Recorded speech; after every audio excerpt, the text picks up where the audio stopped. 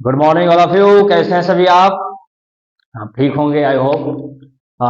आइए हम आज बात करेंगे क्लास ट्वेल्थ का reproduction in the flowering plant. हम लोग पढ़ ही रहे थे, जिसमें से 5 लेक्चर हम लोगों ने पढ़ा था और आगे आज हम बात करेंगे लेक्चर नंबर 6। देखिए, पढ़ाई अब आपको करना बहुत ज़्यादा है, क्योंकि अब आपका बोर्ड बिल्कुल आपके करीब आ चुका है। आप निरंतर मेहनत करते रहिए और प्रॉब्लम का बहाना लेकर के आप अगर ये कहें कि हम पढ़ नहीं पाते हैं तो ये आपकी बेवकूफ़ी है। कहते हैं कि problem is the part of the life, problem is the part of life, लेकिन प्रॉब्लम से बाहर निकल जाना is the art of life. तो ये कला होना चाहिए आपके पास। जिस व्यक्ति के पास प्रॉब्लम से लड़ने की कला है वही सफल है, ध्यान रखिएगा। प्रॉब्लम का बहाना करके अपने आप को बैसाखी दिलाना, it is not good for you and for anybody else. So now we will talk about the lecture number 6 in the class 12 reproduction in the flowering plant. Today we will discuss about the pollen pistil interaction। You know that pollen जो होते हैं बहुत सारे जा करके stigma की क्या करते हैं, स्टिग्मा पर बैठ जाते हैं। क्लियर है? अब ये जरूरी नहीं है कि वो उसी स्पीसीज का हो। अगर उसी स्पीसीज का नहीं है यानी कि वो फॉल्स पॉलन में आ जाएगा, या कह सकते हैं कि गुड टाइप का नहीं होगा। लेकिन अगर उसी स्पीसीज का है यानी हम कहेंगे राइट टाइप का पॉलन जो है वहां पे पॉलिनेशन हुआ है, और वही राइट टाइप का पॉलिनेशन क्या करता है, स्टिग्मा के ऊपर जोड़ करके चिपक करके after secretion of the chemical it can attach on the stigma wall and after some time it germinate pollen tube by the germ pore। Germ pore से पॉलन ट्यूब बनाएगा।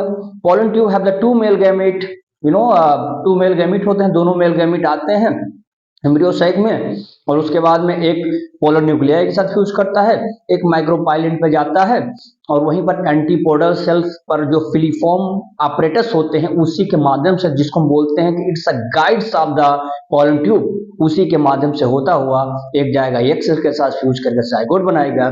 अदर इज द क्या करेगा, पोलर न्यूक्लियाई के साथ fuse करेगा और फिर हमारा एंडोस्पर्म बनाएगा। So now we will talk about it.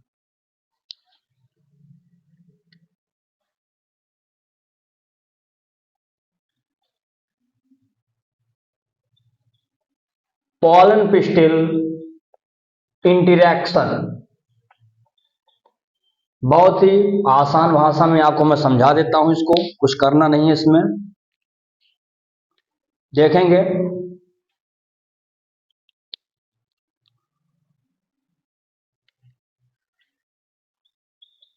pollen में भी right type ORR false type, false type goes on the stigma। मतलब वो स्टिग्मा पर क्या होते हैं, स्टिग्मा पर आप देखेंगे तो ये स्टिग्मा पर जाएंगे और स्टिग्मा पर क्या करते हैं, यहीं पर आकर के चिपक जाते हैं बहुत सारे पॉलन। अगर ये राइट टाइप का है तब तो ये हमारे बेनिफिट के लिए, तब तो इसको आगे परमिशन मिलेगा इसके माध्यम से। ये जो स्टाइल है इट कैन परमिट, ताकि ये भाई साहब क्या करेंगे, यहां से धीरे धीरे जर्मिनेट करेंगे। देखिए होते बहुत होते हैं, there is so many pollen grain are attached on the wall of the stigma, but all is not germinate. Only one who will be the same species can be germinate on the wall and develop a pollen tube. This pollen tube entered along the style, और यहां से होता हुआ ये धीरे धीरे कहां पर पहुंचेगा, ओव्यूल के पास पहुंच जाएगा। ओव्यूल के पास पहुंचेगा तो अपने दोनों मेल गैमेट्स को अभी आगे बताते हैं कैसे करेगा। तो वही मैंने लिखा कि पॉलन में भी द राइट टाइप और the false type. Right type का मतलब हो गया same species, false type is mean the other species. So now we will talk about the second point. if right type right type of pollen right type of pollen on the pistil then it accept and क्या करेगा, उसको permission देगा, permission for the fertilization, ठीक है ना। यानी कह सकते हैं अदर, एंड लिख सकते हैं but it can reject who is false type। अगर वो false टाइप का है तो उसको रिजेक्ट कर देगा, ध्यान से समझिएगा इसको भाई, उसको क्या कर देगा, रिजेक्ट कर देगा। लेकिन अगर वो उसी स्पीसीज का है, अगर वो उसी स्पीसीज का, तो उसको तो एक्सेप्ट कर लेगा। किस लिए कि आइए और आप लोग क्या करिए, जा करके फर्टिलाइजेशन करिए। तो यानी फर्टिलाइजेशन की प्रोसेस करवाने के लिए आवश्यक क्या है कि वो किसी तरह से क्या करे, उसको ये कंफर्म कर ले जाए कि भाई आप क्या है, राइट साइड के, ठीक है ना। आगे देखेंगे हम लोग, यहां लिख सकते हैं that is the ability of stigma, ability of stigma is ability of stigma of pistil to recognition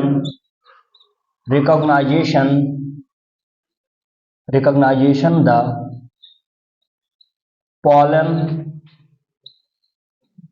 followed by acceptance, या एक्सेप्टेड कर दीजिए, accepts ORR rejection, is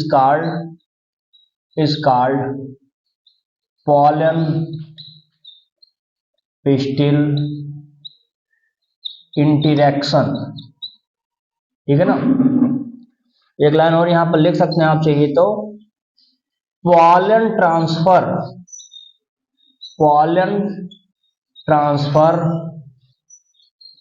same species to stigma called, क्या बोलते हैं उसको, called compatible कहते हैं। Other is, यहां लिख सकते हैं अदर इज इनकॉम्पेटेबल। यहां पर आपको दो चीजें इंपॉर्टेंट है जानने के लिए, ध्यान से देखिएगा। मैंने लिखा है कि that is the ability of stigma of pistil, किसी भी पिस्टिल या जो होती स्टिग्मा का, वह क्या करती है, रिकॉग्नाइज करती है, पहचान करती है कि साहब आप हमारे स्पीसीज के हैं, यानी हम आपको एक्सेप्ट करेंगे, या देखो एक्सेप्ट करेगा कि उसको रिजेक्ट करेगा। तो एक्सेप्ट करना, रिजेक्ट करना किसका, पिस्टिल के द्वारा, किसको, पॉलन ग्रेन को। यही तो क्या होता है, इसी को तो हम बोलते हैं कि कहीं ना कहीं इसको क्या बोलते हैं, इंटरेक्शन हो रहा है किसके किसके बीच में, पॉलन और पिस्टिल के बीच में। अब उसके बाद में एक लाइन में और लिखा है, if the pollen transfer same species, अगर सेम स्पीसीज का है, स्टिग्मा पर ट्रांसफर हुआ है, यानी कि वो क्या है, कॉम्पैटिबल है, ये कॉम्पैटिबल है। But if there is not same species, you can say that is incompatible. देखो कॉम्पैटिबल का मतलब होता है कि उसके लायक है या नहीं। अगर वो लायक है यानी फ्यूज करके फर्टिलाइजेशन कर सकता है, that is compatible. If they can not be fertilization to that, then it is called as the incompatible, क्योंकि वो दूसरे स्पीसीज का होगा। तो इसको स्क्रीनशॉट जल्दी से लीजिए, फिर आगे मैं बताता हूं। हाँ भाई चलिए आगे इसमें देख लेते हैं अगला point. Some plants of pollen grain is two celled. कौन कौन सा बता देंगे, vegetative and generative. But in some of them the generative cell can be divided to more cell that is 3 sailed. क्या बन जाएंगे? 3 सेल्ड हो जाएंगे। तो वही चीज मैंने आपसे कहा है कि किस तरह से यहां पर आप देख पा रहे हैं, वेजिटेटिव जनरेटिव सेल हमारा जो होता है ये डिवाइड कर जाता है, ठीक है ना। जिसे होता है क्या, नॉर्मली जब हम लोग पढ़ते हैं तो यहाँ पर आप देखते हैं कि ये हमारा वेजिटेटिव वाला सेल हो जाता है, ये जनरेटिव सेल हो जाता है। क्योंकि जनरेटिव सेल बाद में डिवाइड कर जाता है, ये डिवाइड करता है तो यहाँ पर 2 सेल और बना देता है। ये पहले से एक सेल था। तो नॉर्मली पहले कैसे था, हमारे एंजियोस्पर्मिक फ्लावरिंग प्लांट जो होते हैं 2 सेल्ड होते हैं pollen grain, but after some time when the mitosis division has done in the generative cell, it can divide in the 2 cell, that is a 3 cell, and now we can say that the pollen grain is a 3 cell।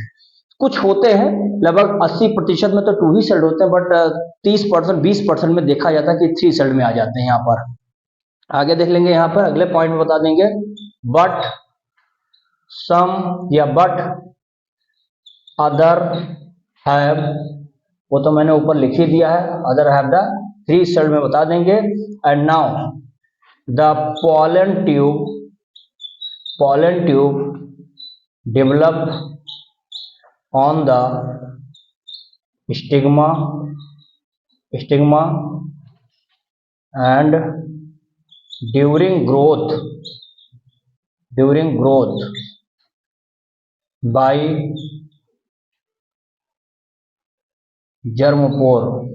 Germ pore से होकर के वो आगे बढ़ेगा। And now बता देंगे कि जो पॉलन ट्यूब होता है, पॉलन ट्यूब बियर टू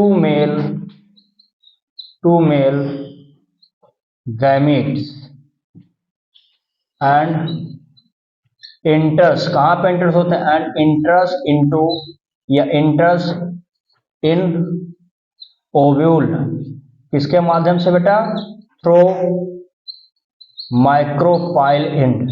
तो माइक्रोपाइल इंड से क्या करते हैं, वो एंट्री करते हैं। उसके बाद में आप देखेंगे जब अभी माइक्रोपाइल, या इसमें और लिखिए micropyle end of antipodal of synergid cell which have क्या होता है, which have बता देंगे यहाँ पे, which have filiform apparatus, work is guide of pollen tube। तो कुल मिलाकर के pollen tube करेंगे। और यहां लिख लेंगे एक लास्ट लाइन इसमें, deposition of pollen on stigma until pollen tube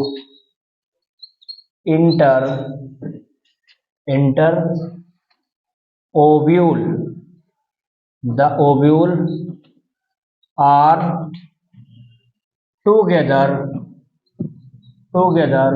called, उसको क्या कहते हैं, उसको बोलते हैं pollen pistil इंटरेक्शन।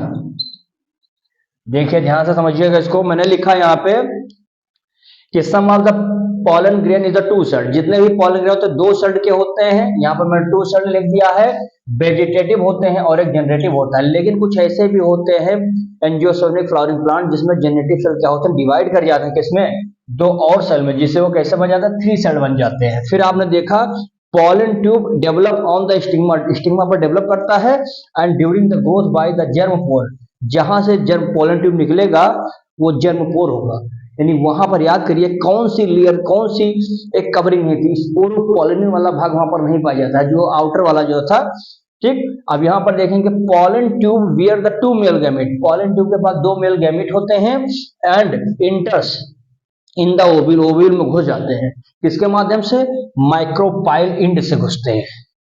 और माइक्रोपाइल इंड पर क्या होता है, एक होता है सिनर्जिड सेल होते हैं और एक होता है, उसमें तो एग सेल होता है। तो सिनर्जिड सेल के माध्यम से घुसेगा, क्योंकि सिनर्जिड सेल में क्या होता है, जैसे ये मान लेते हैं कि हमारा एम्ब्रियो सेक हो जाए, तो यहाँ पर आप देखेंगे इस तरह से अब यहाँ पर जैसे मान लेते हैं कि ये माइक्रोपाइल वाला एंड है, ये माइक्रोपाइल, अब यहाँ पर ऐसा एक स्ट्रक्चर होगा, इसको हम लोग बोलते हैं फिलीफॉर्म ऑपरेटस कहते हैं। इसी के माध्यम से पॉलन ट्यूब क्या करेगा, घुसता हुआ अंदर जाएगा।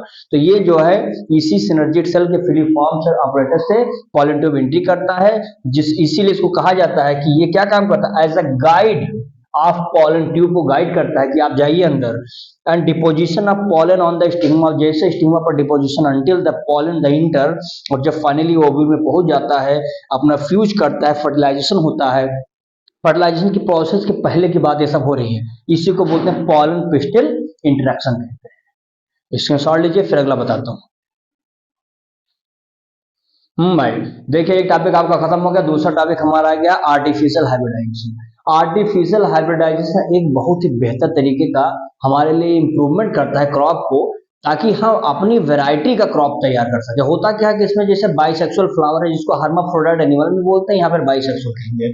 मेल एंड फीमेल दोनों फ्लावर जो होते हैं एक फ्लावर में, एक ही में होते हैं दोनों। तो हम करते क्या है कि removal of the anther, anther को रिमूव कर लेते हैं, किससे, with the help of the forcep. Forcep चाहिए, चिमटी होता है, चिमटी पकड़ के खींच लीजिए उसको, बाहर कर दिया, बचा क्या उसके अंदर। इस प्रोसेस को removal of anther from the bisexual flower is called as the emasculation बोलते हैं इसको। इमेस्कुलेशन हो गया, यानी अब हमारा उसमें फीमेल पार्ट रह गया। फीमेल पार्ट को क्या बोलते हैं, रिसेप्टिविटी पॉलन ग्रेन चाहिए, ताकि वो उसे फ्यूज कर सके। इसको करते क्या है कि हम उस पॉलन, उस रिसेप्टिव जो हमारा फ्लावर्स होता है, स्टिग्मा होता है, उसको हम एक बैग में रख देते हैं, जो कि बटर पेपर का बनाया जाता है। बैग में बांध देते हैं, बैगिंग कहा जाता है इसको, इसलिए करते हैं ताकि उसके ऊपर कंटामिनेशन पॉलन ग्रेन आ ना सके। हम अपने डिजायर के हिसाब से क्या करते हैं, पॉलन ग्रेन उस पर प्रोवाइड करते हैं।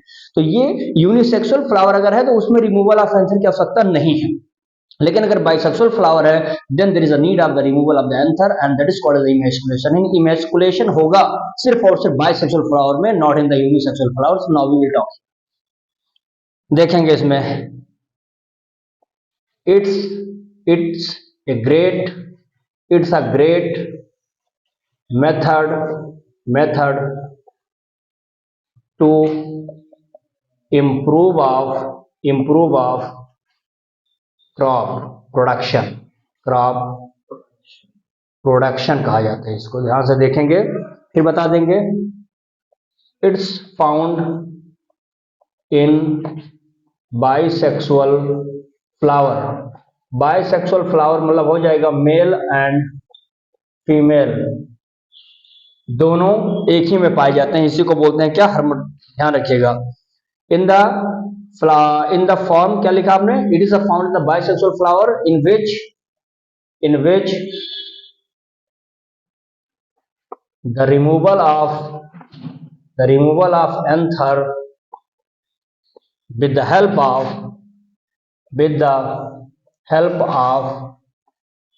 forceps, क्या बोलते हैं उसको, forceps कहते हैं। इसको इस प्रोसेस को बोलते हैं emasculation.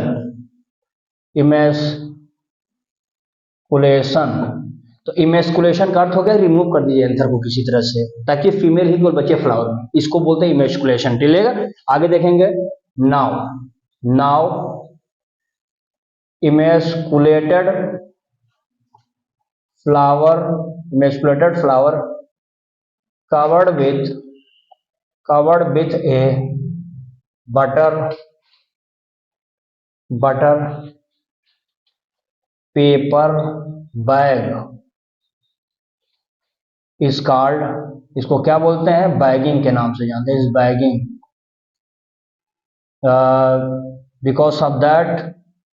because no contamination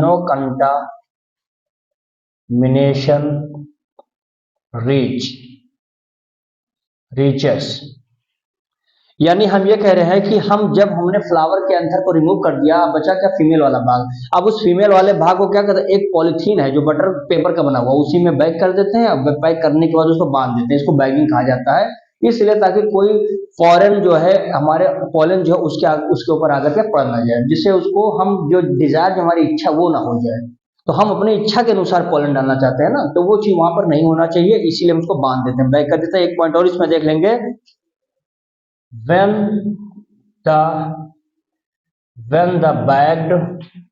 the bag of या bagged flower, when the bagged flower attain, क्या करता है attain, receptive, receptivity, receptivity pollen, pollen grain, pollen grain, grain काम लगाएंगे, allow the fruit formation, fruit formation या डेवलप्ड कर सकते हैं, उसको डेवलप कराएंगे। यानी अब हम अपने हिसाब से जो रिसेप्टिविटी पॉलन होगा उसी रिसेप्टिविटी पॉलन को कहां पर डस्ट कर देंगे, ऑन द स्टिग्मा, स्टिग्मा की उस सरफेस पर हमने डस्ट कर दिया, जिससे वो धीरे धीरे उस पर क्या करेगा, वो धीरे धीरे उसको क्या करेगा, अलाउ कर देगा, जिससे वो बाद में क्या बनाएगा, फ्रूट का फॉर्मेशन करके देगा। एंड लास्ट पॉइंट इसमें एक लिख लेंगे, नोट करके लिख लीजिए, नोट बना दीजिए, in if flower unisexual, so there is no need of emasculation,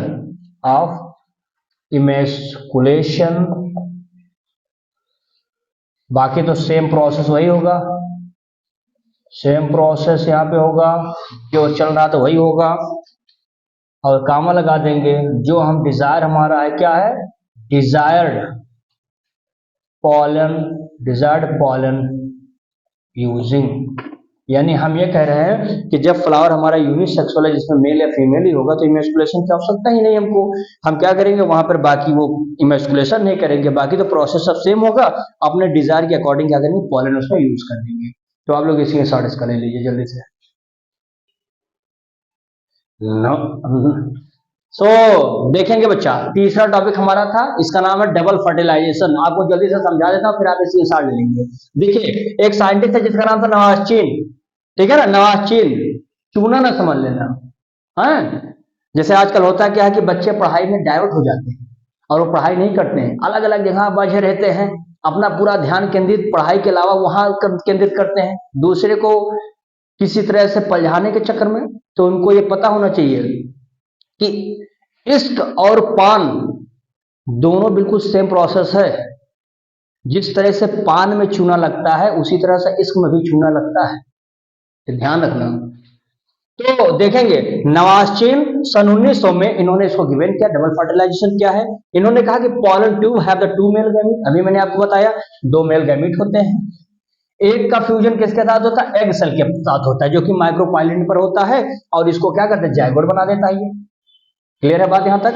एक हमारा फ्यूज करता है कहां पर, पोलर न्यूक्लियाई के साथ, और पोलर न्यूक्लियाई के साथ फ्यूज करके क्या बनाएगा, ये देखिए हमने लिखा है प्राइमरी इंडोस्पर्म न्यूक्लियस, जिसका पूरा शॉर्ट फॉर्म होता है पीईएन।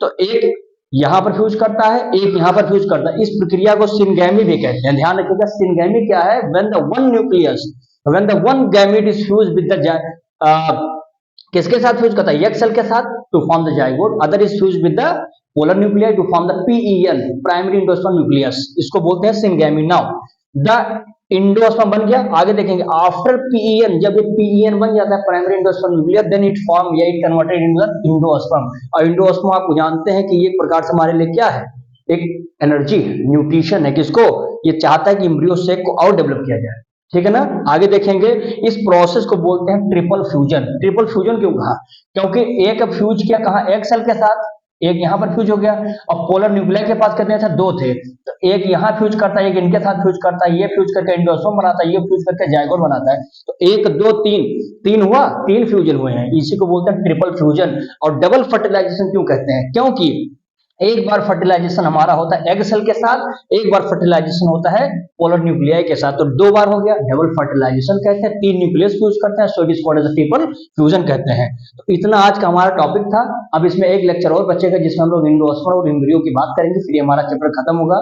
तो बेटा आप लोग इसको अच्छे से एंजॉय करिए, पढ़िए। एग्जाम से पहले मैंने आपसे पहले भी वादा किया कि आपको important topic as a chapter भी आपको मिलेंगे, जो आपके एग्जाम के लिए बहुत ही बेनिफिट होगा, जो अच्छा आपको नंबर वेटेज चैप्टर हैं ये सब। तो आप लोग बढ़िया से इसका स्क्रीनशॉट लीजिए और हमारे चैनल को आप लोग सब्सक्राइब करिए, लाइक करिए, शेयर करिए, कमेंट करिए, ज़्यादा से ज़्यादा आप लोग इस पर जुड़िए, जिससे आप लोगों का बेहतर हम लोग कर सकें। ठीक है ना? तब तक के लिए धन्यवाद। आप लोग स्क्रीनशॉट लीजिए।